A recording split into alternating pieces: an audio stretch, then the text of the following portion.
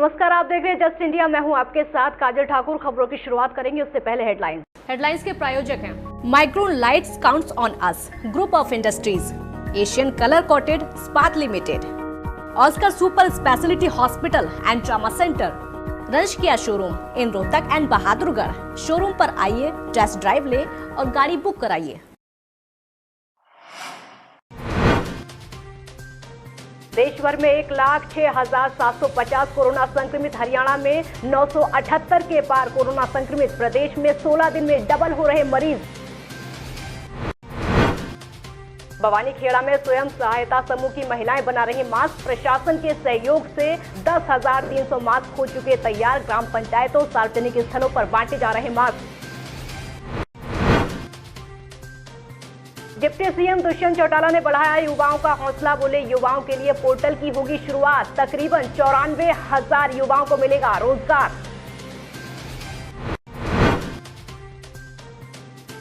और लॉकडाउन 4 में स्टेडियम खुलने को मिली इजाजत। करनाल में स्टेडियम खुलने के फैसले पर खिलाड़ियों ने किया स्वागत। अब घर की बजाय स्टेडियम में होगी प्रैक्टिस।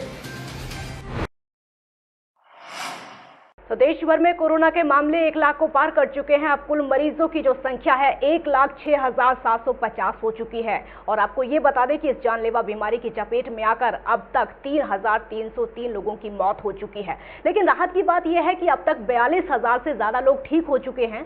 केंद्रीय स्वास्थ्य मंत्रालय ने अपने आंकड़ों में बताया है कि देश में कोरोना वायरस संक्रमण के कारण मौत के मामले 3,163 के पार पहुंच चुके हैं। तो आपको ये भी बता दें कि पिछले 24 घंटे में जो संक्रमण के मामले निकलकर सामने आए हैं वो अब तक का सबसे ज्यादा मामला है। और अब तक 39,000 से ज्यादा मरीज ठीक हो चुके हैं।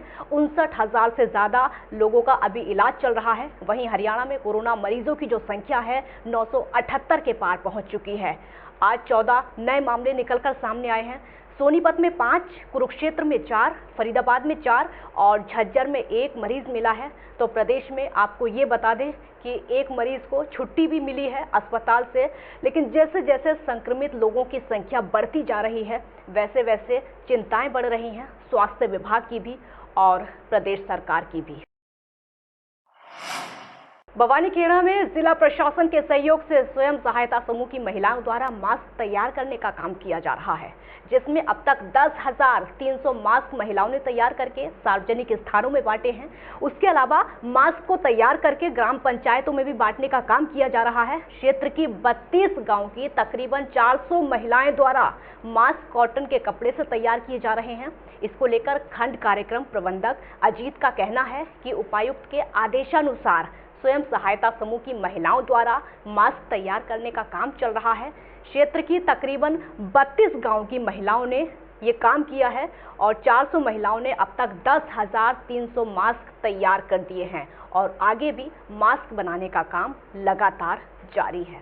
उजाला महिला महासंघ की महिलाएं और हमारे स्व सहायता समूह की महिलाओं के द्वारा जिला प्रशासन भिवानी के सहयोग से मास्क तैयार करवाए जा रहे हैं। और हमने अभी तक 10,300 मास्क तैयार करवा, पहले हमने मंडियों में भेजे हैं। अब हम बीडीपी ऑफिस के माध्यम से ग्राम पंचायतों में निरंतर भेज रहे हैं। कोरोना को लेकर लगातार दिशा निर्देश दिए जा रहे हैं और इसी कड़ी में रोहतक में उपायुक्त आर.एस. वर्मा ने बताया है कि सरकार द्वारा कोविड-19 के संक्रमण को रोकने के लिए सरकारी कार्यालय में काम के लिए मानक संस्थान प्रक्रियाएं लगातार निर्धारित हैं और उसके तहत मानक संचालन प्रक्रियाएं, क्रियान्वयन समिति, कार्यालय के लिए एसओपी का उल्लेख किया है। साथ ही कर्मचारियों की स्कैनिंग के लिए एक समिति का गठन किया जाएगा और सामाजिक दूरी, मास्क का प्रयोग आदि के संकेत बोर्ड पर लगा दिए जाएंगे। कार्यक्रम में इसे ध्यान में रखते हुए फर्नीचर को दोबारा से भी प्रबंध में लाया जाएगा। आपको ये बता दें कि कैंटीन और बैठकों के दौरान भी उचित गैप का ध्यान रखा जाएगा। साथ ही दफ्तर के कई सामानों को समय समय पर सैनिटाइज किया जाएगा। प्रदेश में युवाओं को रोजगार देने के लिए इसी सप्ताह पोर्टल की शुरुआत की जाएगी, जिसमें विशेष तौर पर तकरीबन 94,000 सक्षम युवाओं को रोजगार उपलब्ध करवाया जाएगा। इसके लिए सरकार ने सभी सुविधाएं उपलब्ध करा ली हैं और प्रदेश की अर्थव्यवस्था को पटरी पर लाने के लिए लघु उद्योगों को शुरू किया जाएगा, ताकि प्रदेश के युवाओं को रोजगार मिल सके। ये बात प्रदेश के उप मुख्यमंत्री दुष्यंत चौटाला ने जींद के लोक निर्माण भवन विश्राम गृह में अधिकारियों की बैठक लेने के बाद कही। उन्होंने कहा कि उद्योगों में अधिकारियों की नियुक्ति भी की जाएगी, ताकि ज्यादा से ज्यादा युवाओं को रोजगार मिल सके। कि रोजगार पोर्टल की शुरुआत इस सप्ताह के अंत तक या अगले सप्ताह के पहले 2 दिनों में हम करेंगे, जिसके तहत जितने हमारे गवर्नमेंट के सेक्टर से अंदर एप्लीकेशन युवा साथी देते हैं, जो सक्षम है प्राइवेट जॉब के लिए भी, उनको भी हम लिस्ट करवाने का काम करेंगे। जितने नेशनल लेवल पर चाहे वो यूपीएससी से लेकर किसी और एग्जामिनेशन को देते हैं, उन बच्चों को भी रजिस्ट्रेशन का मौका देंगे। और साथ में जो हमारे पास एम्प्लॉयमेंट एक्सचेंज में बच्चे हैं, सक्षम में 94,000 बच्चे हैं, उनको भी हम अपलोड करेंगे कि इंडस्ट्री डायरेक्टली वहाँ से लिफ्ट कर बच्चों को अपने सेक्टर में लेकर जाए। लॉकडाउन 4 में अन्य सुविधाओं के अलावा खेल स्टेडियम को खोलने की भी अनुमति दे दी गई है और इस घोषणा से खिलाड़ियों में खुशी की लहर दौड़ गई है। खिलाड़ियों ने इसे एक अच्छा कदम सरकार का बताया है। वहीं अंतर्राष्ट्रीय शॉटपुट खिलाड़ी श्याम सिंह, जिसे ओलंपिक खेलों की तैयारी के सिलसिले में ऑस्ट्रेलिया जाना था, लेकिन इसी बीच लॉकडाउन की घोषणा से उनकी सारी तैयारियों पर पानी फिर गया। लेकिन अब केंद्र सरकार द्वारा लॉकडाउन 4 में स्टेडियम खोलने की घोषणा से उनके एक बार फिर से उम्मीदें जगी हैं। और वहीं कुछ और खिलाड़ियों का कहना है कि वो घर पर ही अब तक प्रैक्टिस कर रहे थे, लेकिन अब प्रैक्टिस के लिए स्टेडियम जा सकेंगे। करनाल से केसीआर की रिपोर्ट। हम जब से लॉकडाउन शुरू हुआ था तो हम सारे स्टेडियम नहीं जा पा रहे थे और खेल नहीं पा रहे थे। जब डेली खेलना चाहते तो एकदम से जब लॉकडाउन हो गया तो बिल्कुल खेलने की सुविधा नहीं थी हमारे पास, तो हम घर के अंदर ही प्रैक्टिस कर रहे थे। अब जैसे कि लॉकडाउन 4 में खुल गया स्टेडियम, तो अब हम वहाँ पे जाएंगे और हम अपनी प्रैक्टिस फिर से कर पाएंगे। पहले स्टेडियम जाते थे, फिर लॉकडाउन हो गया, फिर घर करने लग गया प्रैक्टिस। स्टेडियम जाने से तो अच्छा, तो स्टेडियम में ये फ़ायदा है हमें, और शुक्र हुआ स्टेडियम खुल गया है। गर्मी में थोड़ा ख्याल रखा जाए, इम्यूनिटी सिस्टम का उनका ख्याल रखा जाए। और 18 खिलाड़ी 2 कोचेज के पास एक ग्रुप बना के आए स्टेडियम में, 1 घंटे के लिए उनको अभ्यास करा के फिर नेक्स्ट ग्रुप में जो है दोबारा से 18 खिलाड़ी और 2 कोच नेक्स्ट ग्रुप को बुला ले, 1 घंटे के लिए वो अभ्यास कर लेंगे। और यदि इंडिविजुअल गेम है उसमें 10 खिलाड़ी आ जाएंगे एक टाइम में, और एक कोच उसको लुक आफ्टर करेगा, ट्रेनिंग देगा उनको। पलवल कैंप थाना पुलिस ने 2 ऐसे होमगार्डों को गिरफ्तार किया है जिन्होंने बाइक सवार युवकों के साथ मारपीट करके पहले तो लूटपाट की और फिर वारदात को अंजाम दिया। आपको ये बता दें कि जिन होमगार्डों ने मारपीट की, उन्होंने युवक का खाता नंबर पूछा और OTP पूछकर 50,000 रुपये ट्रांसफर कर लिए। पुलिस ने आरोपियों के कब्जे से तकरीबन 12,000 की नकदी बरामद कर ली है, जबकि 38,000 रुपये एक होमगार्ड ने अपनी प्रेमिका के खाते में डाले हुए थे। डीएसपी का कहना है कि पीड़ित ने शिकायत दी थी कि वो बाइक पर सवार होकर निजी काम से जा रहा था, तभी रास्ते में उसे 2 युवकों ने रोक लिया। दोनों युवकों ने मारपीट करके लूटपाट की। फिलहाल पुलिस मामले की जांच में जुटी है। 18 तारीख को पिंटू गांव खेड़ला का रॉयल हॉस्पिटल के पास अपनी बाइक से किसी निजी काम के लिए जा रहा था। 2 लड़के ने इसकी बाइक रोक के इससे पैसे मांगे। इन्होंने पैसे देने के मना कर दिया, इसे मार पिटाई करी और फिर इसका अकाउंट नंबर पूछ लिया। पिन नंबर पूछने से इसका मोबाइल छीन लिया और इसके अकाउंट से 50,000 रुपये ट्रांसफ़र कर लिए। बाद में इनको पहचान लिया, एक करमवीर होमगार्ड ट्रैफिक में सर्विस कर रहा है, दूसरा योगेंद्र गहलोत का है, वो भी होमगार्ड में, जिनको दोनों गिरफ्तार कर लिया। कोरोना जैसी महामारी में अस्पतालों में वेंटिलेटर नहीं है और सौंदर्यीकरण के नाम पर 141 करोड़ के लूट के टेंडर लगाए जा रहे हैं। पूर्व जिला पार्षद एवं प्रधान जन आवास सोसाइटी ने नगर निगम कार्यालय में निगम पार्षदों का घेराव किया था। कोरोना जैसी महामारी में जहां अस्पतालों में कोई वेंटिलेटर नहीं है, इलाज के लिए कोई सुविधा नहीं है। गरीब मजदूर भूख से बेहाल होकर पैदल ही अपने गांव को पलायन करने को मजबूर हैं।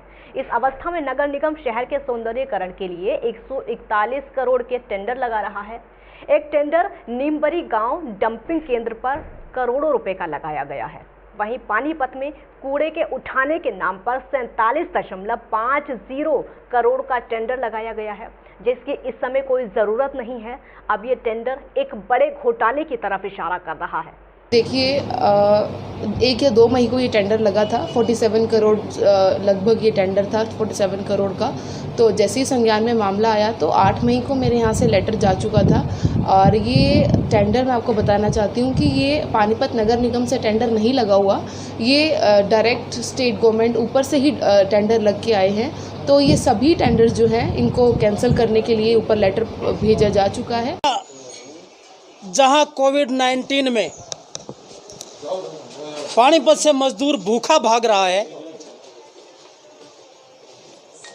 लोगों को हॉस्पिटल में वेंटिलेटर नहीं है, स्वास्थ्य सेवाएं नहीं है, महामारी फैलती है तो सरकार के पास बचाव के कोई तरीके नहीं है। मुख्यमंत्री जी बच्चों से कहते 5-5 रुपया मुख्यमंत्री राहत कोष में डालिए। शहर के सभी बिजनेसमैनों से कहा जाता हमारे इसमें डालो मुख्यमंत्री रिलीफ फंड में, ताकि कोरोना से लड़ सकें। इस अवस्था में 141 करोड़ के टेंडर होना, वो भी वो टेंडर होना जो काम हो चुके हैं, जो केवल पूरा घोटाला है। रोहतक में डॉक्टर अंबेडकर मिशनरीज विद्यार्थी एसोसिएशन के अध्यक्ष विक्रम सिंह डुमोलिया ने अपने निवास स्थान पर प्रेस कॉन्फ्रेंस करके बहुत ही गंभीर मुद्दे को उठाया है। उन्होंने कहा है कि बाबा मस्तनाथ यूनिवर्सिटी रोहतक में फैले भ्रष्टाचार और जातिवाद, परिवारवाद, कर्मचारियों का शोषण, अनुसूचित जाति वर्ग की आरक्षण नीति के उल्लंघन समेत कई बातों को लेकर महंत बालकनाथ को चिताया है और ये भी कहा है कि एक मठ के शिक्षण संस्थान में इस प्रकार की गतिविधियां बहुत निंदनीय हैं। आज जो विषय है वो बड़ा ही गंभीर विषय है। बाबा मस्तनाथ विश्वविद्यालय का निर्माण यहाँ रोहतक के अंदर हुआ है और एक महंत या बालकनाथ जी उसके माध्यम से ये संस्थान चल रहा है। लेकिन बड़े दुर्भाग्य से मैं आपको वाकिफ करवा रहा हूँ कि ये जो संस्थान है ये भ्रष्टाचार का एक बहुत ही बड़ा अड्डा बन चुका है। भाई भतीजावाद इसमें चरम सीमा के ऊपर है। जातिवाद की तो इसके अंदर कोई सीमा नहीं है। पूर्व में लगे हुए दूसरी जातियों के कर्मचारियों को सिर्फ जाति के आधार पर हटाया जा रहा है।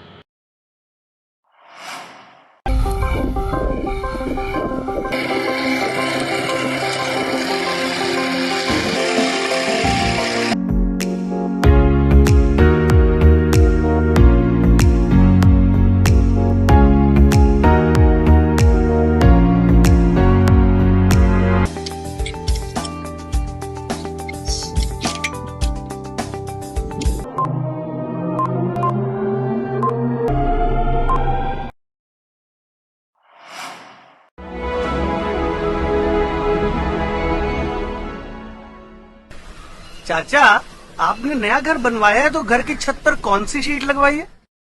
बेटा, मैंने अपने घर की छत पर एशियन शीट लगवाई है क्योंकि वो कभी न मिटने वाले ओरिजिनल निशान की चादरें हैं। साथ में ISI का चिन्ह, 5 साल की वारंटी के साथ साथ पैसों का सही मूल्य देने वाली वही इकलौती शीट्स हैं।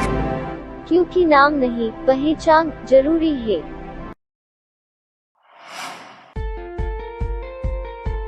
Be Fast Fit, India's fastest growing fitness chain, now at Rohtak D Park and biggest fitness club. Services like cardio, full strength and free weight stations, CrossFit, group classes, aerobics, yoga, Tabata training, high intensity training with professional trainers, steam bath and sauna bath. Be Fast Fit, be the best of yourself. Right to addition reserved.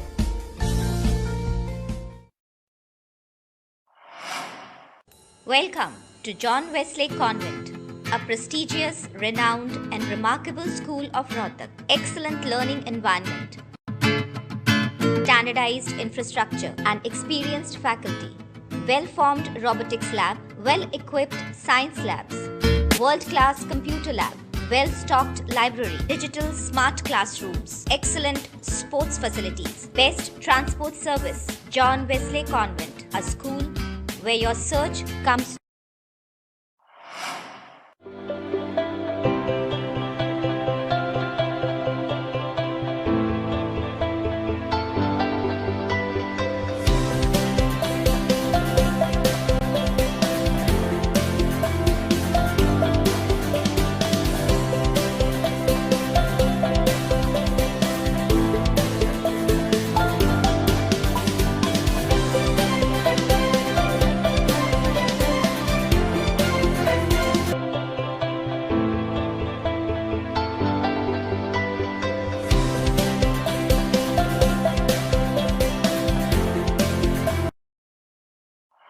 खबरों में फिलहाल इतना ही। देखते रहिए just India. नमस्कार।